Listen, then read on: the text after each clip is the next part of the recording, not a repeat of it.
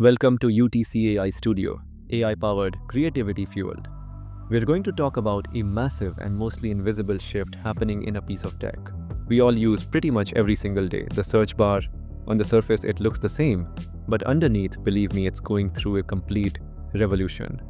I mean, it's something we all do, right? You get a thought, a question, you type into that little box and hit enter. But have you ever really stopped to think about what actually happens in that split second between your click and when the results pop up? Because today that process looks very different from what it used to be. So, to really get a handle on where search is headed, we've got to look back at where it's been. For decades now, search engines like Google have been running on a very specific and very powerful playbook. And it all really boils down to this methodical three-step dance. First, they have to find everything that's out there on the web.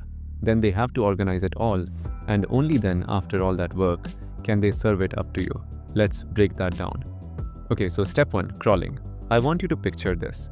A massive, endless army of little digital bots, people call them spiders, and they are just constantly skittering across the internet. They're following links from one page to the next, discovering new sites, new articles, and bringing all that intel back to home base. But finding all that stuff is one thing. It's totally useless if you can't make sense of it. And that's where the next step comes in, indexing. Think of this as creating a gigantic digital library card catalog for the entire internet. Every single piece of content those providers find gets analyzed, processed, and filed away so it can be pulled up in a split second. And that brings us to the final step, serving the results. So when you type something in, the engine isn't actually searching the live internet right then and there. That would be way too slow, probably impossible. Instead, it's racing through its own perfectly organized index, matching your keywords to what it has stored, and then ranking it all to give you that familiar list of blue links we all know. Okay, that's the old way. But that whole classic playbook is being completely torn up and rewritten. A new player has entered the game, and it is fundamentally changing everything. And that player, of course, is AI. This shift didn't happen overnight. It really kicked into high gear around 2022 with the explosion of conversational AI systems like ChatGPT. That moment triggered a code red response across the entire search industry. Fast forward to today, AI-powered search features are rolling out at massive scale, accelerating how quickly search itself is evolving. And this is really the core difference, the big idea you need to get. Traditional search is brilliant at matching keywords. You type funny cat videos, it finds pages with the words funny cat and videos. Simple. But AI search, it's trying to do something way more ambitious. It's trying to understand your intent, what you really mean behind the words you type. For years, a good way to think about Google was like a really smart librarian. You'd go in with a question and it would expertly point you to the right aisle, the right shelf, and hand you a stack of the most relevant books. The job of actually reading them and connecting the dots, that was still on you. But that's all changing with generative AI. Google is morphing from that librarian into your own personal research assistant. So now, instead of just pointing you to the books, it's reading them for you, synthesizing information from many sources, and handing you a clean summary. Okay, let's make this tangible. Here's a real-world example. Imagine you type this into a search bar. It's a pretty normal search, right? A lot of us have probably searched for something just like this. So, the old-school search engine, it's going to go on a hunt for pages that have those exact words. Budget smartphone, good camera. But the AI-powered search engine decodes what you're actually asking. It gets that budget means affordable, and good camera means high-quality photos. It delivers results based on that deeper understanding, not just a simple word match. So, you might be wondering how on earth does it do that? Well, this is where the magic of AI comes in. It uses these really powerful tools like machine learning and natural language processing. And what that means is, it doesn't just read your words, it interprets your conversational language. And this is the really crucial part. It learns. It pays attention to what you search for, what you click on, and it gets smarter with every single query. There's a great analogy for this. Think of it like this. Traditional search is like buying a suit off the rack. It's pretty good, it gets the job done, it probably fits okay.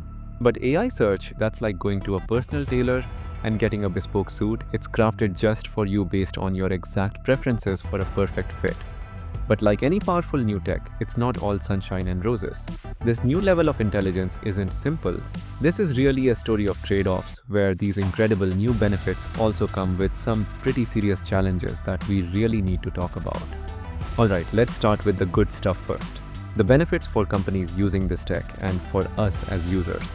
What's possible is, well, it's being totally transformed. And we're not talking about just tiny little improvements here. Okay, take a company like bookshop.org. They have a massive inventory. We're talking 6 million books. After they brought in AI-powered search, they saw a 43% increase in people actually buying a book after searching for it.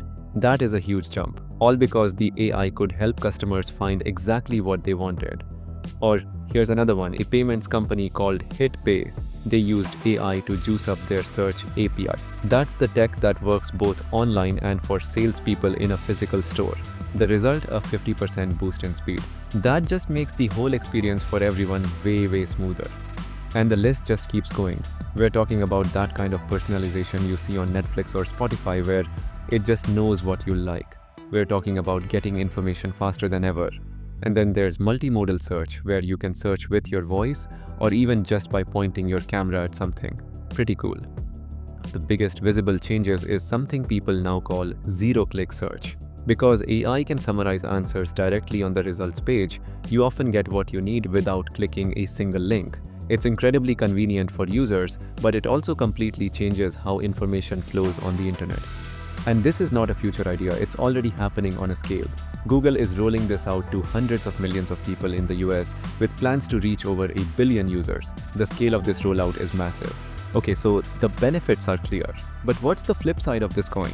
This incredible power brings a whole new set of problems and things we need to think about. One major concern is AI hallucinations. That's when a system generates information that sounds confident and authoritative but is actually wrong.